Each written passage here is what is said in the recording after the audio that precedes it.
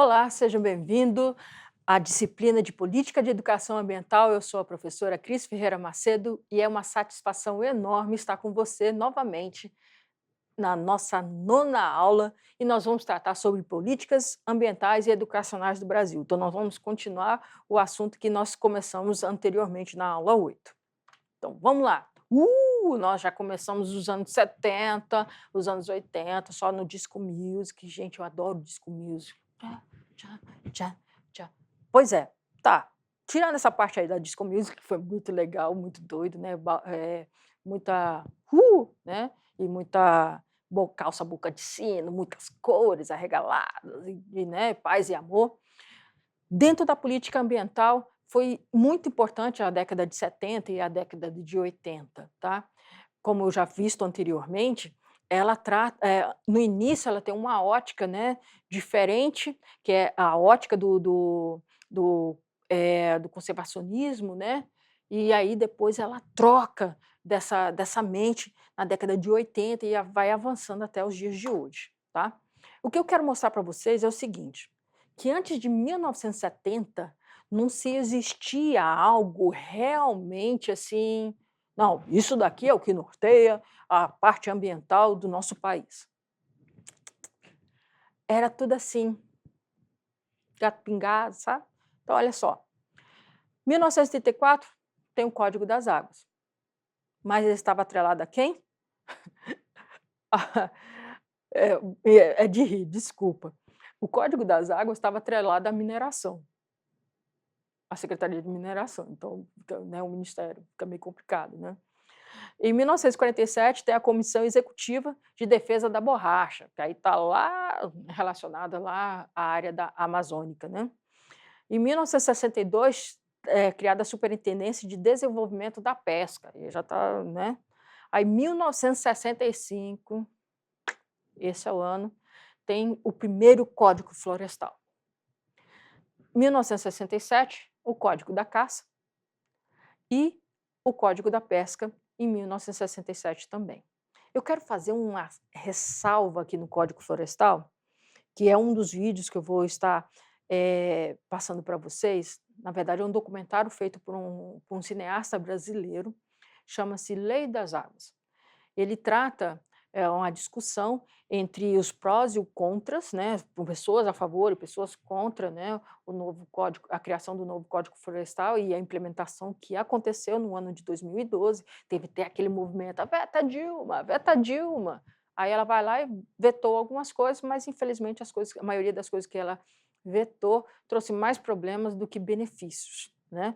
Então, o Código Florestal de 67 para 2012 tem uma discrepância muito grande.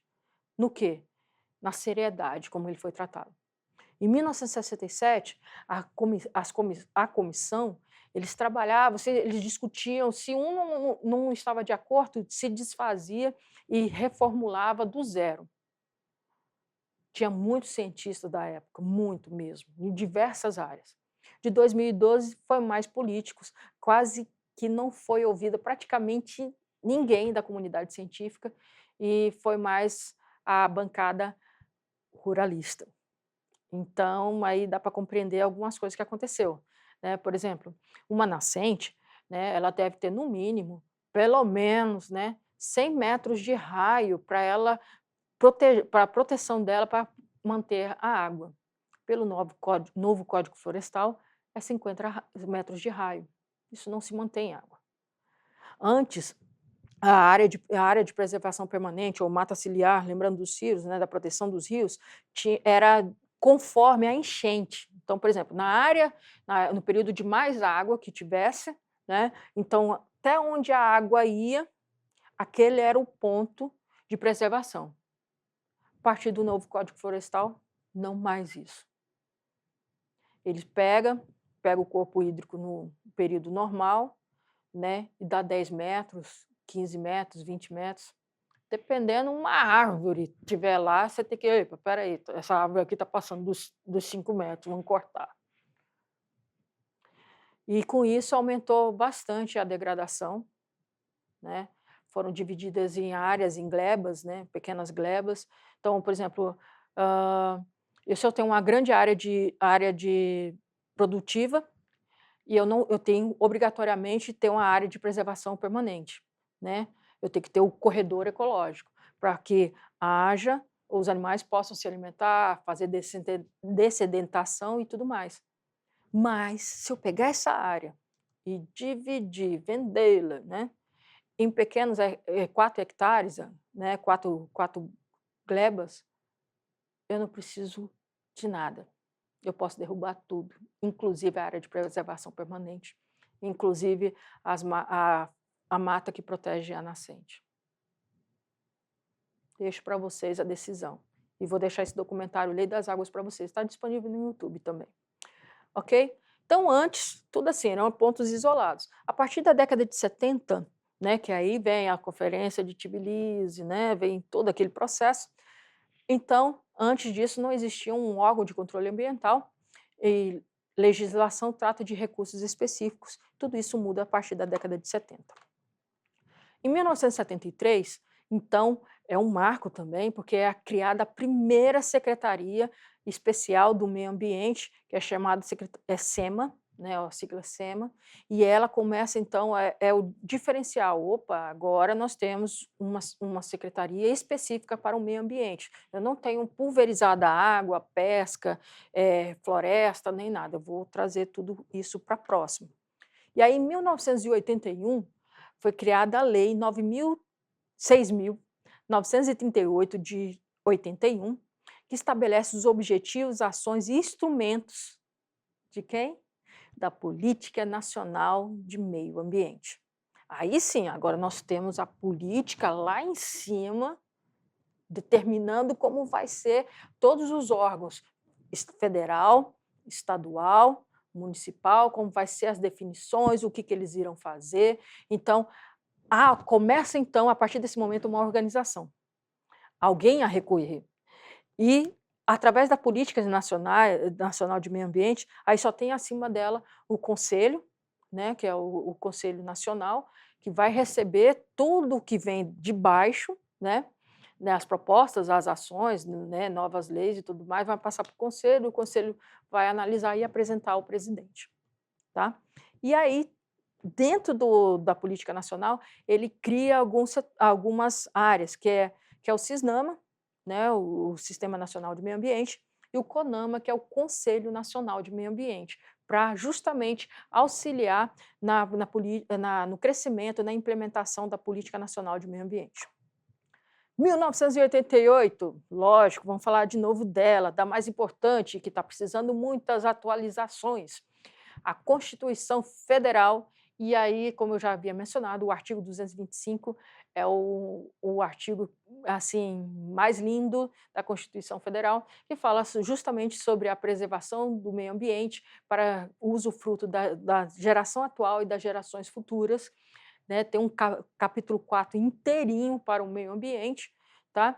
E também em 1988 é criado a Lei 7.661, que fala sobre o Plano Nacional de Gerenciamento Costeiro, que aí é o quê? Está envolvendo ali a Mata Atlântica, está envolvendo os mangues, né? A parte dos pampas, enfim. Desde que nós fomos um país descoberto, né? Assim diz a lenda, né? A nossa zona costeira de Mata Atlântica, ela era muito grande, muito bonita, e foi a primeira a ser devastada pelo desenvolvimento, né? Pelo desenvolvimento das cidades e tudo mais, né? Pau-Brasil e entre outras coisas. Hoje, atualmente, ela possui só 1,5% do que ela era antes. Existe uma classificação mundial chamada hotspots. Hot, queima, então vão comer pimenta, ou então deve ser uma balada muito legal. Nada a ver. Hotspot quer dizer o seguinte: são áreas quentes, ou seja, são áreas de extremamente perigo. E fala sobre biomas. E no Brasil nós temos 2 hotspots. Isso não é legal, isso é ruim. E quais são eles? Mata Atlântica e Cerrado. Isso significa que são áreas sensíveis e que elas estão em perigo de desaparecimento, e tudo tem consequência. Se você perde toda a Mata Atlântica, você também perde os mangues. Você perde a proteção da vinda do mar para dentro da cidade. Aí você tem comendo a areia, comendo diversas cidades, como existem vários exemplos. E no Cerrado, o Cerrado, nosso bioma lindo, maravilhoso, ele é o berço das águas. Se ele é o berço das águas, são 7 bacias que são abastecidas pelo Cerrado. Rio Tocantins, Rio Araguaia. Você já teve a oportunidade de ver o Rio Araguaia na época da seca? Ou o Rio Tocantins? Que as pessoas têm que levantar a canoa, carregar no braço para poder atravessar? Que morrem diversos peixes encalhados, até jacaré, bois, ficam presos no lamaçal e tem que chamar o Naturatins e o Corpo de Bombeiros, e entre outros, para retirá-los de lá, senão vão morrer presos, agonizando. A previsão era que em 50 anos o Rio Araguaia morra, vai ser em menos. E o Tocantins, que demoraria mais. O ano passado eu estive no Rio do Coco e praticamente tivemos que levantar a canoa para atravessar várias áreas, porque os bancos de areia estão muito grandes e poucas chuvas. Ah, mas agora está chovendo muito, professor, isso não vai ter problema. Mas, meu amigo, a chuva vem, mas o ciclo hidrológico ele é muito mais complexo. Você tem que abastecer os lençóis freáticos. E para manter a água nos lençóis freáticos, você tem que ter vegetação. Por isso que o novo Código Florestal, no documentário, também é chamado de Lei das Águas. Ok? E a Lei 7.656, de 88, que é a proteção à fauna, que até então não havia proteção à fauna, poderia ser de uso, né, matar, usar em cativeiro, mandar para fora, né, e a partir desse momento não existe mais. Em 1996, a Lei 9.433 institui a Política Nacional de Recursos Hídricos, né, que aí agora sim, não é mais a Agência Nacional de Águas, a ANA, dentro de uma secretaria de mineração. Não, ela tem a sua própria política nacional, vai ter a sua própria secretaria, né, ou Política Nacional de Recursos Hídricos, vai tratar sobre não só dos nossos rios, né, mas também tratando-se dos nossos mares, da nossa costa, tá bom? Também tem um Sistema Nacional de Gerenciamento de Recursos Hídricos, que é envolvido, né, que você vem a política e tem um sistema nacional, e também tem um Conselho Nacional de Recursos Hídricos, justamente como eu disse anteriormente, né, todos eles se reúnem, né, ouvem a sociedade, vão fazendo aquela interpretação, aquele ajuste, até chegar ao Conselho Nacional, que vai chegar até então o presidente e as câmaras.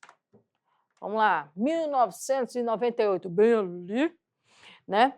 Tem a Lei 9.605/98, Lei de Crimes Ambientais, que até 1998 as pessoas não eram punidas por aquilo que fazia com o meio ambiente, tá? Afinal de contas, também estava tendo a estruturação das próprias políticas, dos próprios conselhos, né? Então, aqui é Lei de Crimes Ambientais, aí Lei do Pagador, né, aí vem a questão da prevenção, da precaução, né, poluidor, pagador, na verdade, começa aqui em 1998 com a Lei de Crimes Ambientais. É importante frisar aqui que essa lei não é para punir a quem fez errado, mas sim a fazer um método, através de um método, fazer com que haja reabilitação, recondução, recuperação daquela área. Se, por exemplo, igualzinho aqui, houve a construção do açaí do lado das universidades ali na saída, na região sul, já saindo ali para os Aurenis, né? O açaí foi construído, ali houve, então, uma consultoria, essa consultoria catalogou todas as espécies que estavam ali, que seriam retiradas, e principalmente as do piqui, tá? Então, como que essa empresa construiu ali? Você vê que não tem nenhuma árvore lá dentro. Ela fez compensação ambiental. Então ela entrou com todo o processo dentro do órgão ambiental, né, no município, no estado, foi aceito, foi legalizada a proposta delas de recomposição de uma determinada área, que é determinada pela Secretaria Municipal de Meio Ambiente. Tem uma determinada área que ela está precisando de uma recuperação. Vai fazer como? Vamos trabalhar com mix de espécies. Aí, esses mix trabalham o quê? Exóticas e naturais. Ou então, não, nós só aceitamos se for só nativas. E aí contrata um viveiro, o viveiro faz a produção daquelas espécies, né, que são consonantes com as que foram retiradas, e há então a compensação disto em um outro local, tá? Ok? 1999, Lei 9.795, a Lei de Educação Ambiental é criada, né, no ano 99, a gente já passou bastante, né, 7 anos depois da Eco 92, mas é instituída essa lei, e a Política Nacional de Educação Ambiental, o que é o PNEA, que aí, nesse momento, né, desde 92 em diante, começa a ter a disciplina de educação ambiental, né? Então o MEC tá responsável por isso, e aí com a criação da Política Nacional de Educação Ambiental há um direcionamento melhor como se deve ser feito isso, que vai ter educação ambiental desde lá da criancinha, né? Lá no berçário, lá no prezinho, até ensino fundamental 1, ensino fundamental 2, ensino médio, ensino superior, pós-graduação e cursos tecnológicos e cursos técnicos, e também o EJA, né, que é Educação de Jovens e Adultos. Todos eles passam por matérias, né, infelizmente ainda é matéria, mas nós estamos trabalhando muito para que haja interdisciplinariedade. Aí, em 1999, há a decisão de que não vai ser mais disciplina, né, ambiental, que vai ser interdisciplinar.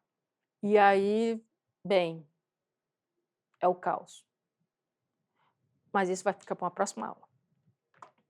Em 2000, tem a Lei 9.984, que cria, então, finalmente, a Agência Nacional das Águas, a ANA, que anteriormente era bem incipiente, né? Ela torna forte, e ela é muito forte, a Agência Nacional de Águas, tá? E eu quero te lembrar uma coisa, você comprou um terreno, construiu sua casa, ou comprou uma casa, um terreno com a casa, e aí você vai furar um poço, né, semi-artesiano ou um poço artesiano. Você tem que pagar pelo uso. Como assim, professora? Está na minha terra, eu posso. É um bem de uso comum. Então você tem que pagar pelo uso dela. Se tem fazendas que estão próximos a rios, que é o que acontece muito no Araguaia, com as bombas, tem que ser feito um estudo, tem que ser licenciado, passar por todos os processos de licenciamento, e aí então a liberação, a outorga do uso então da água, tantos metros cúbicos por dia ou por hora. E aí a fiscalização, tem muitos deles que não cumpre, né, infelizmente, e isso leva ao caos. O caos é o quê? A seca, principalmente, né, no período de seca, a diminuição do fluxo de água naquele período. Temos a Lei 9.985, que é o Sistema Nacional de Unidade de Conservação, que aí a partir desse momento, aí sim, nós temos aquelas áreas de extremo interesse ambiental para a região local, para o regional, né, estadual e nacional, ele entra em estado de conservação, porque é uma conservação. Então, ele pode ser usado para pesquisa, para áreas educacionais, como a educação ambiental, visita, né, e tudo mais. E, como é conservação, então, quando foi feito, por exemplo, a unidade do Cantão, já existiam fazendeiros, pessoas que trabalhavam com gado, produziam alimento ali. Eu não posso pegar, né, uma unidade de conservação e retirar essas pessoas dali. Não, eu tenho que trabalhar, fazer um trabalho de educação ambiental, conscientizar primeiro, ter consciência, conhecimento, e depois sensibilizar sobre a causa. Por exemplo, para evitar, por exemplo, queimadas, né, ter muito animal naquela área. Tá? Então, tem o usufruto do que já se encontravam ali, mas também tem todo o cuidado com a conservação das espécies que ali já estão presentes. E em 2006, nós temos a Lei 11.284, que é a gestão de florestas públicas para a produção sustentável, tá? Que aí agora, a partir desse momento, né, começa a tirar aquele olho do preservacionismo, não posso tocar, ou não posso passar um correntão que no Mato Grosso voltou de novo há 2, 3 anos atrás, permitir desmatamento com uso de correntão, que é 2 tratores com a correntona enorme, e vai passando e vai derrubando todas as árvores e tudo, vira ali, taca fogo e faz uma área de produção de pasto. Tá? Então, a produção das florestas públicas para a produção sustentável vai trabalhar com as comunidades ribeirinhas, as comunidades tradicionais, fazer essa conscientização das empresas, da parte agricultura, a parte de exploração da floresta em si, como uma madeira, né? E isso vai ser, nessa parte vai ser melhorado ainda mais em 2012. E tem a Lei 11.428, que fala sobre a proteção da Mata Atlântica, aleluia, né? Que ela precisa ser realmente protegida, e a partir desse momento há trabalhos mais específicos. Mas, como tudo nesse país é muito bonito nas leis, nós temos as melhores leis, as leis mais completas ambientais que você possa pensar, que é, inclusive, referência para outros países. Mas nós temos um problema gravíssimo, o sucateamento, né, desses órgãos, dessas unidades, e poucos profissionais, pouco concurso, né, porque, por exemplo, o ICMBio tem concurso, para a Agência Nacional de Águas tem concurso, para a Unidade de Conservação também tem concurso, e aí o que acontece? Então tem pouco contingente para uma área muito grande para ser protegida, e pouco material. Então, a proteção, não só da Mata Atlântica, mas de todos os biomas que nós temos, ele fica comprometido, inclusive dentro das unidades de conservação e preservação. Em 2012, finalmente, o Código Florestal, ou também chamado Código das Águas, que é como eu já venho comentando com você nessa aula desde o início, né, ele é uma mudança do Código Florestal de 1967, onde é permitido várias outras coisas que já existiam, proibiram outras coisas que já existiam, mas que não tinha tanto problema, já está lá, já está consolidado, já há muitas e muitas décadas, né? Por exemplo, o plantio de arroz na área alagada, né? Agora permitir toda a área alagada, não especificou. Por exemplo, a área de plantio em serras, né, de uvas, de parreiras de uvas no sul, né, há um trabalho aí, um impedimento, e já está consolidado, já está funcionando, não tem degradação, é bem cuidado, né, porque afinal de contas eles vão perder muito com isso, né. Uma coisa legal que eu gostei da lei é o poder criar consórcios. Então é o seguinte, o governo vai lá, determina, né, através do ICMBio, que aquela determinada área florestal, porque a maioria das florestas são nacionais. Então, entre aspas, não tem dono, é o que dizem, né. Então aí os caras vão lá, assume, faz invasão, tira por correntão as árvores, faz queimada, faz plantio, tudo mais, né, e acaba também prejudicando as comunidades tradicionais. Então aí ele permite o quê?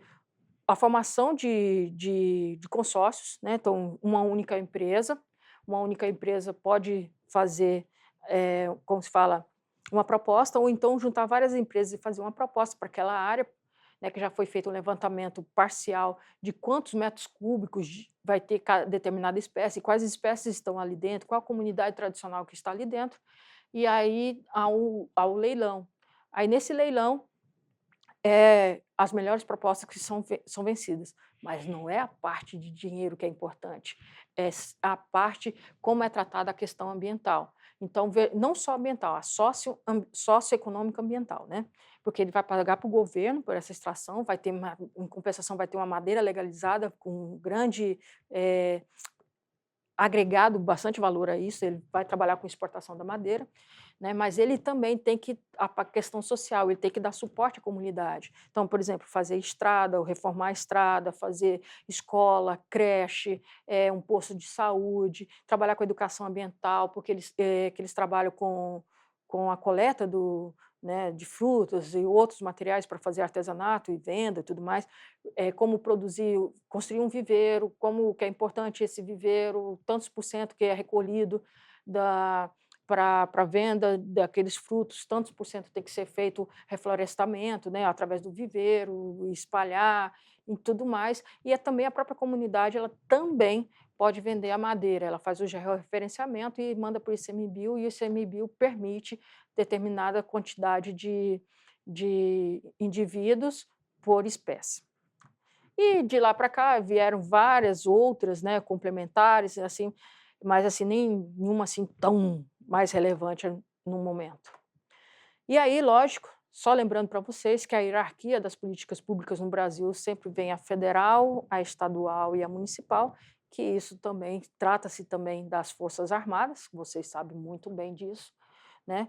Que uma lei que foi feita no município, ela não pode diferenciar ou sobrepor uma lei federal ou estadual, tá? Senão ela está em dissonância e ela tem que estar em consonância, tá?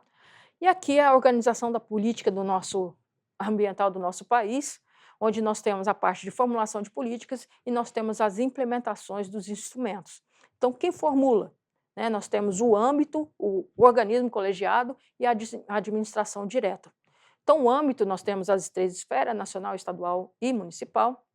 Os organismos, né, colegiados que vão tratar disso. No nacional, nós temos o Conselho Nacional de Meio Ambiente, no estadual, nós temos o Conselho Estadual do Meio Ambiente, e no municipal, nós temos o Conselho Municipal de Meio Ambiente. A administração direta disto vai ser, na esfera estadual, o Ministério do Meio Ambiente, na estadual, no caso aqui, né, é a SEMAR, que é a Secretaria Estadual de Meio Ambiente e Recursos Hídricos, né, e no município vai ter a prefeitura.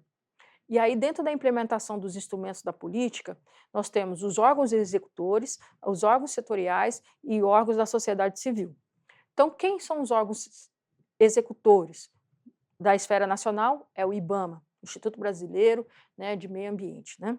E estadual nós temos o Naturatis, que é o Instituto Natureza do Tocantins, né, que ele vai executar aquilo que a SEMAR determinou.